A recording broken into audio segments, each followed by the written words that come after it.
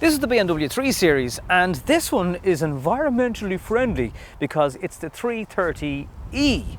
Yes, you can plug it in and actually drive it emissions free. In a recent experiment in the UK, they banned cars from dropping off and picking up at schools. Nitrogen dioxide levels dropped by over 23%. But in this car, you can cruise up on the school run and just be delivering fresh air as you drive by. Main difference with this car is there's an extra fuel flap here. This one is for electrical energy.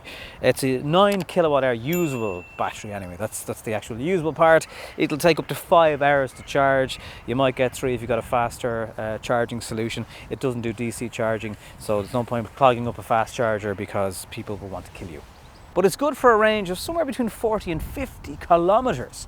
And then at the front it still looks the same. An M Sport has the black grille, the LED lights, which are really gorgeous to look at, and really bright LED indicators there, and bits of black if you go for the M Sport model, which by the way is under 50 grand. This car, there's a few extras on it, but the standard M Sport is under 50,000 euro.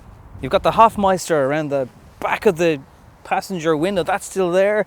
M Sport wheels, still gorgeous. M Performance Pack means you get blue calipers with M Sport on them. It's all flush and streamlined and just a little bit of gorgeousness in a 3 Series, especially in this Portimao blue colour. You can do 70 miles per gallon in this car if you really take it easy and you charge it every single day and use that range, because you can use the range in full electric mode, you can use it in hybrid mode, you can charge the battery on the move, which I'll demonstrate a little bit later on in the video. But surely the boot is compromised by the fact that you've got batteries in here. Well, yes it is. It's 250 kilos heavier than a 330i, and you lose well over 100 litres in the boot, and the opening is not massive. It's not particularly tall, so if you're always using a bigger boot, it may not be the car for you. Places to hold your cables, well, they give you a bag, but there's no real obvious place, although this mat thing does come up and down, and it can bend a little bit, so you have a little bit of flexibility. There's a storage area down here too, but you're probably just going to leave those cables in the boot at all times, taking up more space. Boot out of the way, what is the back like? 2 people in the back will have the time of their life. What do I mean by that? Well, surely you can't have the time of your life in the back seat of a car. Well, I'll get back to that.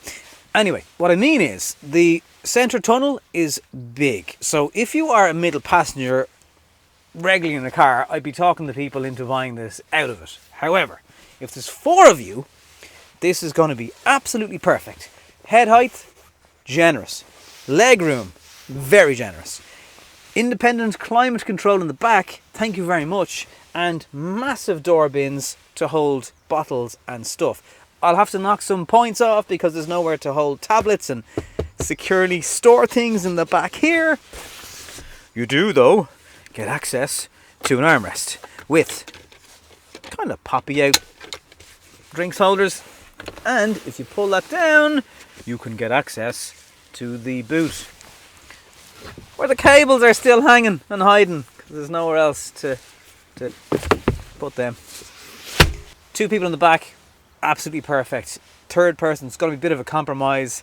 2 ISOFIX seats on either side, and it's about as good as you're going to get in this segment size of vehicle.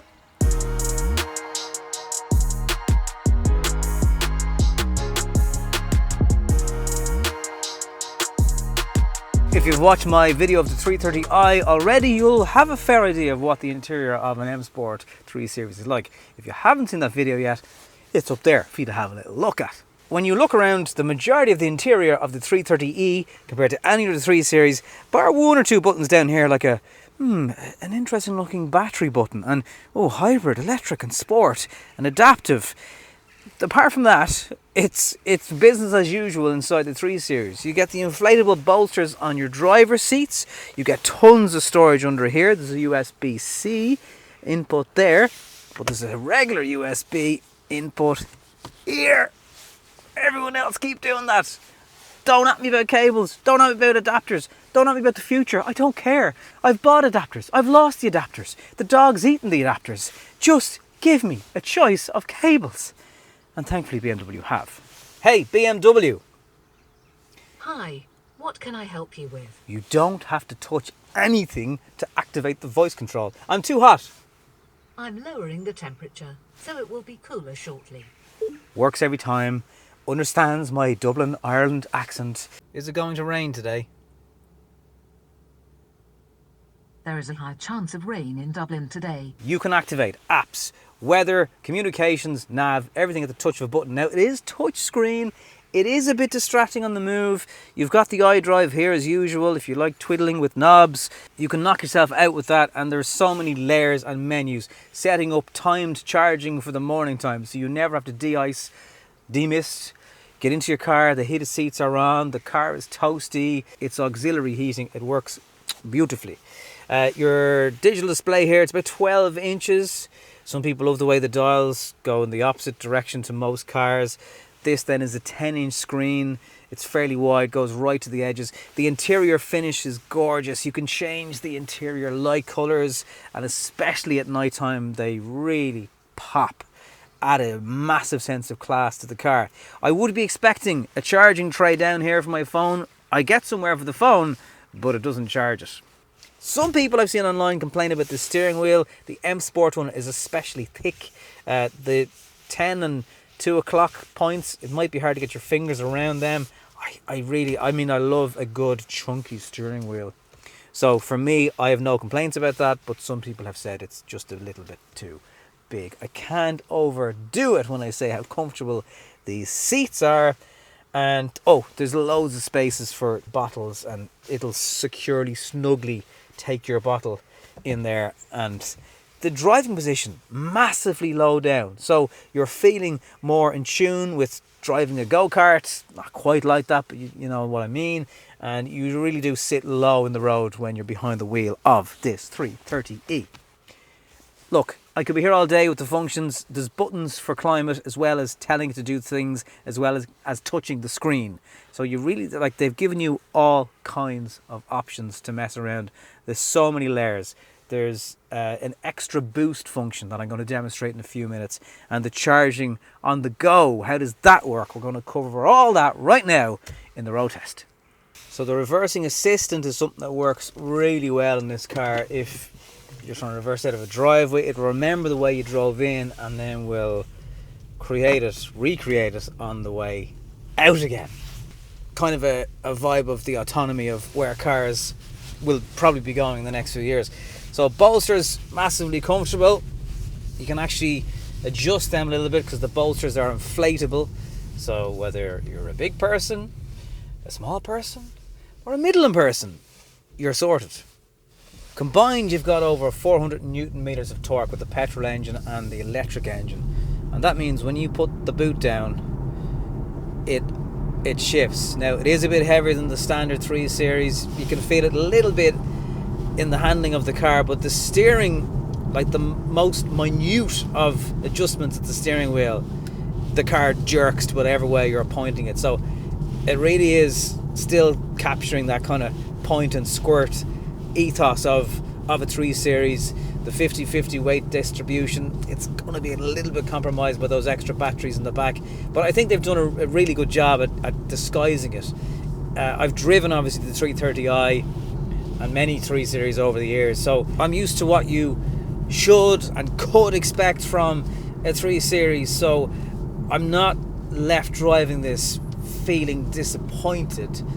The 330i, it is the more rewarding car. It's going to handle a bit better. If you're a pure petrol head, get that, but you can't argue with the fact that this thing is going to be so easy to run. On the motorway, it is doing about 5 litres per 100 kilometres. That's cruising at 120 kilometres an hour. You have this Xtra Boost function that for 10 seconds will give you, I think it's 288 brake horsepower. So that's in the sport setting. And I just click on Xtra Boost. And like it's back of the seat stuff, and it doesn't actually change down quickly either. Like, it really holds the revs. So enough of that for the moment, because I want to go back into electric.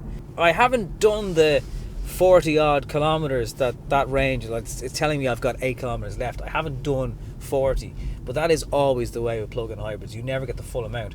If you can do sort of certainly 30 kilometers, 35 kilometers to work, charge it there, same home, you're going to be hardly ever using the petrol engine, because the 330e can do up to 100 kilometers, about 100 to 120 kilometers in electric mode. And if you don't stomp the accelerator on the floor, it's going to be ticking along fine in electric mode.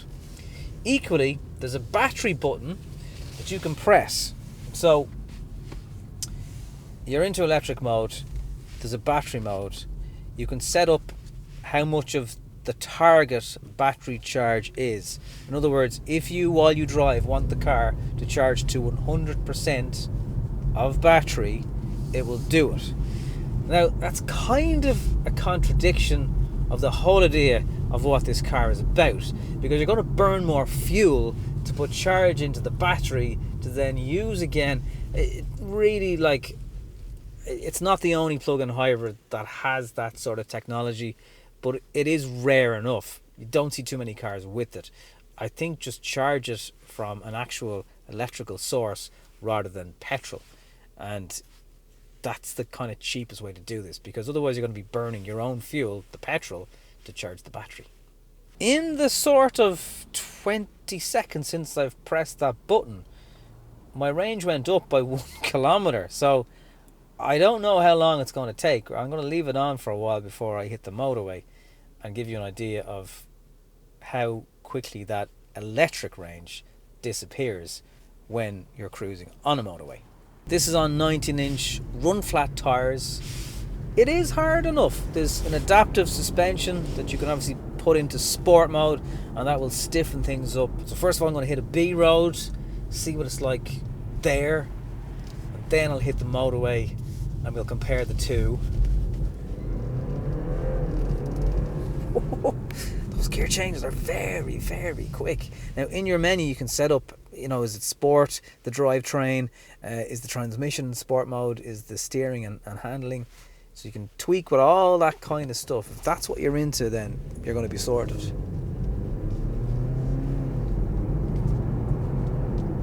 There's just so much torque, like you're never left wanting at all. Like, it's so low down on the ground that you just feel like you're driving something sporty. Now, the tyres do bring in a good bit of noise the more you are pushing on.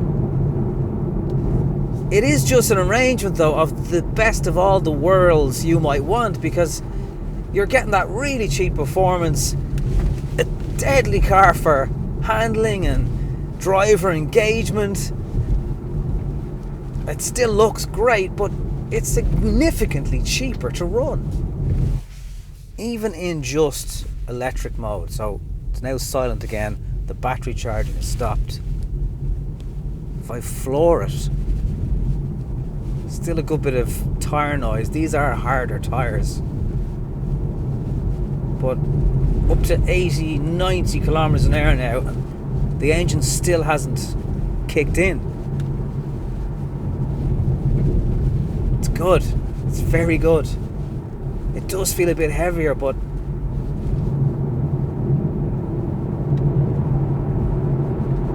there's 100. I still can't hear or feel the engine at 110. Into a corner. Still loads of grip. Yeah, they've managed to do it all with the 330e. I am impressed. I can't say there is anything wrong with that level of grip and that level of performance. Last test. Okay, so the range is 7 kilometers. I don't have the full 40 or 50 because I've been driving it all day. But in 6 or 7 kilometers at 100 kilometers an hour, how long does the 6 or 7 actually last? Will it be what it says? We're about to find out. Here we go, 458 kilometers on my odometer here, just for the actual trip itself, and we've got 6 kilometers of range. So first of all, pull away from the lights. Really now, burying that throttle, and it has not kicked in yet in the engine. 458. So, okay, let's call it 459. Will I get to 464 before the 5 kilometers range of battery I've got left runs out? By the way, for reference, I am cruising at the legal speed limit of 100 kilometers an hour. I don't have radar guided cruise control, and I don't have blind spot. They're two things that the 330e probably should have, to be fair. I've now got 4 kilometers of battery left, and I'm doing 460. 100 kilometers an hour. That means if you jumped into your car and hit the motorway straight away, you would be able to get pretty much what it says in the range at 100 kilometers an hour. Temperature of outside and that's all going to be also affected by it. It's 11 degrees outside right now. This is actually going to outperform what it should. Now at 462 kilometers, and I've got 3 kilometers left. If I get to 465, this is still kind of better than I expected. So I actually managed to outdo the range. It's not even going down as fast as it should per kilometer, which tells me that at 100 kilometers an hour, it's still not massively affected, and that is impressive. That means even if your commute is across a motorway at maybe 40 kilometers and you can charge in work, you're going to be able to run this car with hopefully your boss paying for it for very, very little. However, all that said, I would leave the battery charging off the petrol engine for somebody else, because that's just going to take too long. For €49,000 in an M Sport 3 Series with this level of tech, this interior, and this colour, it's an awful lot to think about if you're looking for this size of car. There's no two ways about it. The takeoff is just brilliant. Thank you very much for watching this episode of Now Beyond Cars, the BMW 330e. If you'd like to support the channel, there's PayPal links, there's Patreon links, there's buy a chili bottle link down below, and any other way you can do it, even if it's just a subscription, that is massively appreciated. And thank you very much for watching. I'll see you in the next one.